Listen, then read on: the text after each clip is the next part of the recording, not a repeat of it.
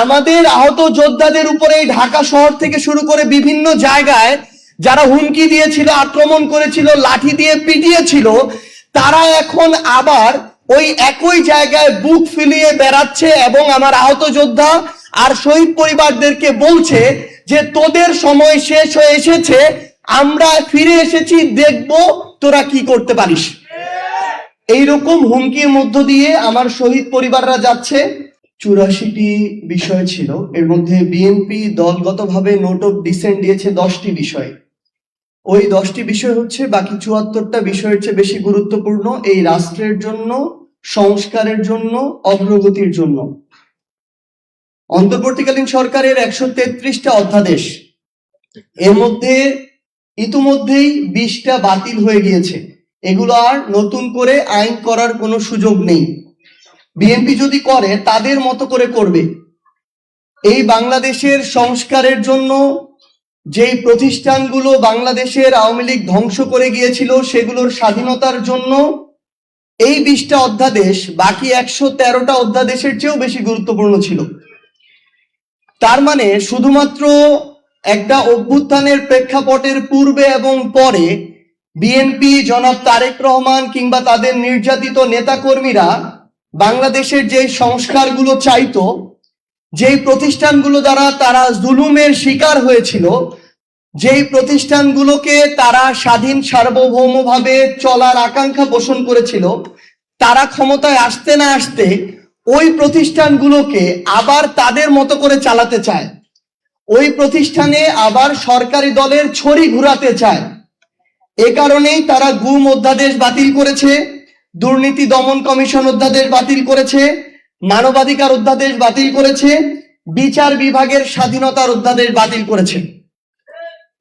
আরেকটা গুরুত্বপূর্ণ বিষয় হচ্ছে, দুঃখজনক হলে এটাই সত্য যে বিএনপি তাদের জায়গা থেকে ক্ষমতায় এসেছে আওয়ামী লীগের ভোটের মাধ্যমে। তাদের সাথে একটা আওয়ামী লীগের অলিখিত চুক্তি ছিল। আওয়ামী লীগের বিভিন্ন নেতা কর্মীরা, ইভেন শেখ হাসিনা পর্যন্ত দেশের বাইরে বসে এখন এই কথাগুলা বলে।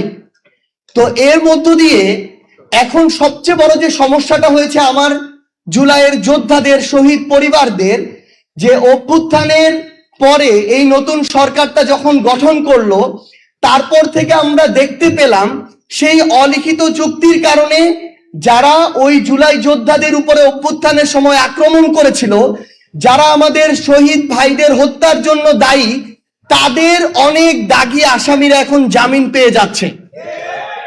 আমাদের আহত যোদ্ধাদের উপরে ঢাকা শহর থেকে শুরু করে বিভিন্ন জায়গায় যারা হুমকি দিয়েছিল, আক্রমণ করেছিল, লাঠি দিয়ে পিটিয়েছিল, তারা এখন আবার ওই একই জায়গায় বুক ফুলিয়ে বেড়াচ্ছে এবং আমার আহত যোদ্ধা আর শহীদ পরিবারদেরকে বলছে যে তোদের সময় শেষ হয়ে এসেছে, আমরা ফিরে এসেছি, দেখব তোরা কি করতে পারিস।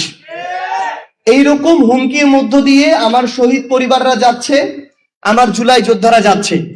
আমরা বিএনপিকে আহ্বান করব যে আপনারা যদি আপনাদের জায়গা থেকে মনে করেন যে আপনারা বিরোধী দলের কবর খুঁড়বেন, আবার নিজেরা সংসদীয় স্বৈরতন্ত্রের পথে হাঁটবেন, তাহলে মনে রাখবেন ওই কবরের আপনাদের জায়গাটা হবে সবার আগে।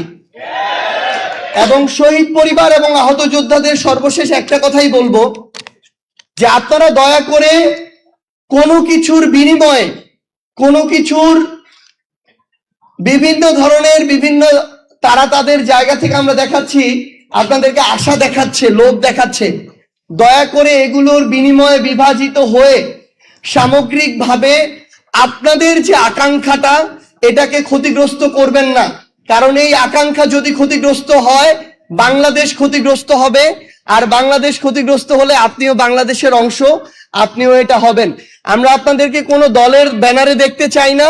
আমরা চাই সকল শহীদ পরিবার এবং আহত যোদ্ধারা একসাথে যে আকাঙ্ক্ষা নিয়ে আপনাদের পরিবারের মানুষগুলো জীবন দিয়েছে, আপনারা ওই আকাঙ্ক্ষার পক্ষে থাকুন। যদি আমরা এর পক্ষে কথা বলি তাহলে আমাদের পক্ষে কথা বলতে পারেন, যদি আমরা বিপক্ষে কথা বলি তাহলে প্রয়োজনে আমাদের বিপক্ষে কথা বলবেন। সবাই ভালো থাকবেন, দোয়া করবেন। আসসালামু আলাইকুম ওয়া রাহমাতুল্লাহ।